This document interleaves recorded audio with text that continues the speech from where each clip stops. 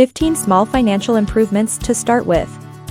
Before going big, you need to start small. You don't need thousands of dollars either. Changes start with daily minor improvements that put you on the right path. Some tips can be implemented right away. So here are 15 small financial improvements to help get you started. Know where your money goes. If you're new to the channel, subscribe and turn on the notification bell so you can be notified every time a new video drops. You might already know exactly where each cent goes every month, but some are quite surprised by how many struggles financially and genuinely have no idea where their money goes. Often most notice a small amount of money gets debited from their bank account each month, and it has some obscure reference name, but it's only a small amount, so they don't bother to check it out any further. Unfortunately, those small amounts quickly add up to larger ones. It's essential to identify all transactions made and keep an eye on where that small amount of money goes. It can save you a lot of money every year. Pay and buy everything you need at the beginning of the month. This tip is one everyone can learn a bit. Getting important things like bills, groceries, and miscellaneous items out of the way at the start of the month helps with having a clear idea of how much your monthly basic needs cost. Doing this can help you quickly spot where you can afford to cut costs. Taking advantage of bulk deals and making sure you cover your basic needs first should be a priority before spending any money on extra stuff. Don't lose your home or starve for a month just to get a new cell phone or wardrobe. Don't tell yourself you're bad with money. Just about everyone is guilty of this, and we tell ourselves we are terrible at money handling, which does nothing but makes our situations worse. The key to being better with your money is to stop telling yourself that you're bad with it because, like any skill, being financially savvy can be learned, and the first and most important step is to change your mindset. Change your rhetoric about dealing with money and finances, then you can start making the changes needed to improve your finances.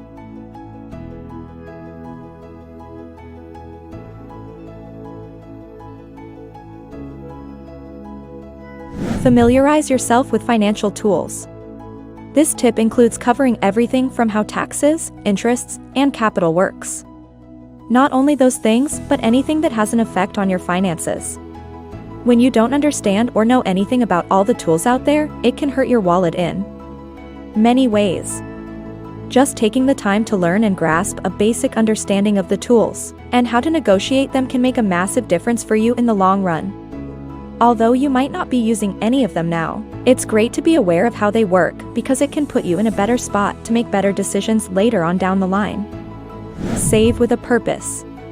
We were all taught that saving money is the best thing you could ever do. There is some truth to that, but exactly what are you saving for? Saving money just to save is actually a very bad idea for two reasons.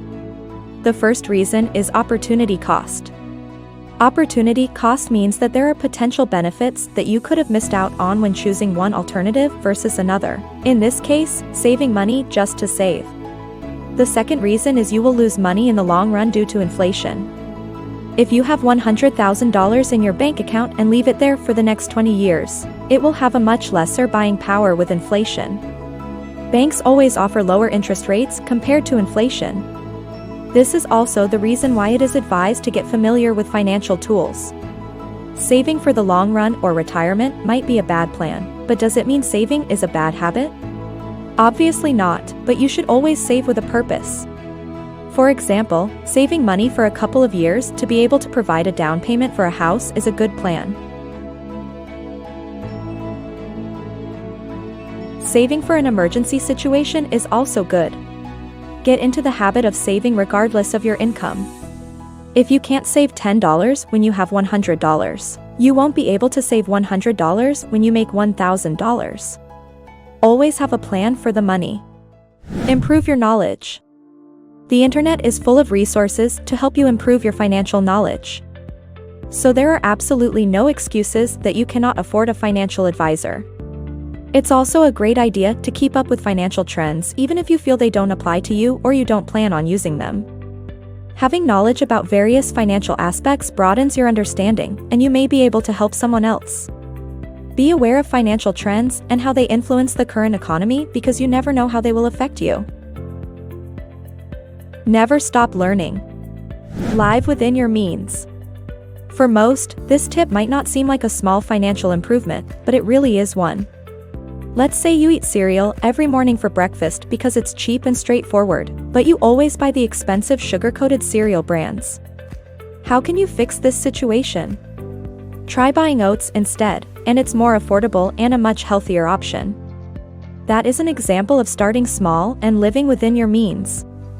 A small change can filter down the larger unnecessary expenses. There is no reason to get the latest top-of-the-line model if you need a new phone because it's new. Choosing a cheaper option will save money and likely offer the same benefits.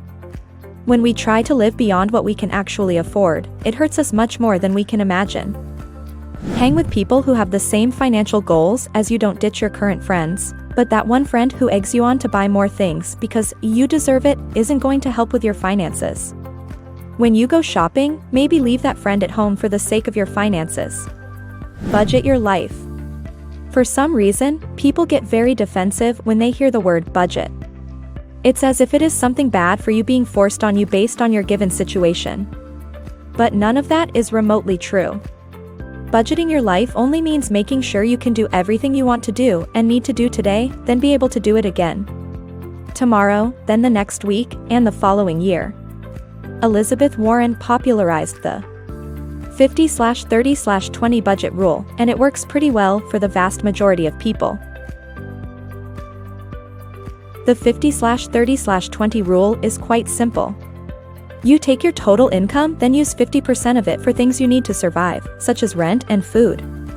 Next, you use 30% towards things you want but don't necessarily need, such as streaming services and eating out, because life isn't always about paying bills and sleeping. Finally, you use the remaining 20% for investing and saving. Your entire income is accounted for, and necessities are covered.